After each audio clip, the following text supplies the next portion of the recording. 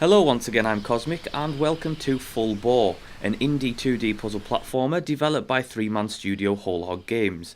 The game itself was originally conceived on Kickstarter, where it got funded just over a year ago to the tune of just over $16,000. In Full Bore you take the role of either Frederick or Hildy. Both are boars, obviously, and it's a beautiful day in the life of a boar, just sitting around, green grass, hot sun, and you see a pretty butterfly, so hey, you're a boar, why not chase it through the inconspicuous field until this happens.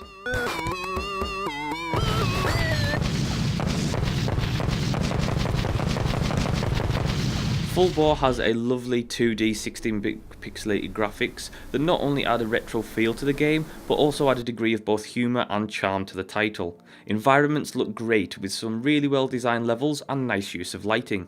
Levels are colourful and vibrant, the whole game is very easy to look at.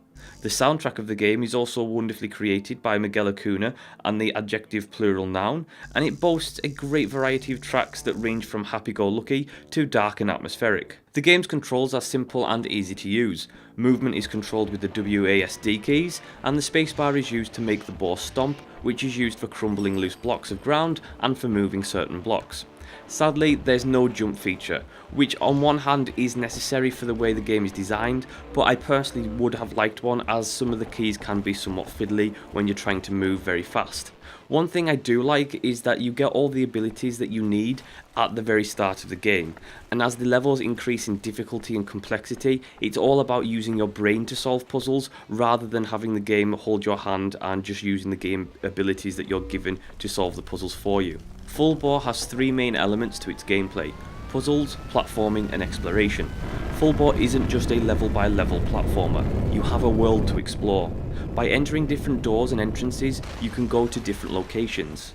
To manage where you are and find your way around, you have the handy tool of having a world map, so you can track your way back should you need to. As you explore, you'll come across computer control panels, books, characters, all of which you can interact with, which will progress in the game's story, and other information as well as some pretty funny jokes. As you progress in the game, you'll also come across some set-piece events that are fun and challenging. An example of this is a huge malfunctioning drill that you must dig ahead of to clear out the explosives in its way.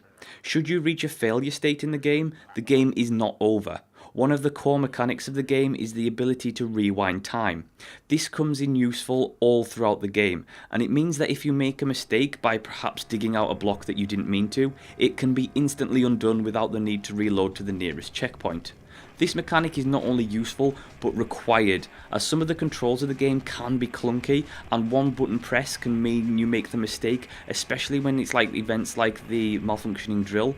With the rewind mechanic, that whole level would be mind-numbingly frustrating, so luckily you can rewind time and instantly undo mistakes that you make. The puzzle element of the gameplay is very strong in Full Bore, and it increases in difficulty later on in the game. Early on in the game, it's about finding routes and often digging underneath blocks to create steps and paths. As you go forward, you'll be connecting up electrical equipment to fire mining lasers, finding strange futuristic technology to use, manipulating force fields and more.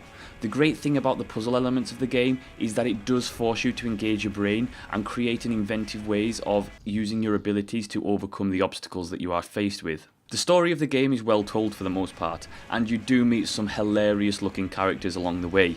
The Boar Guru was one of my personal favourites.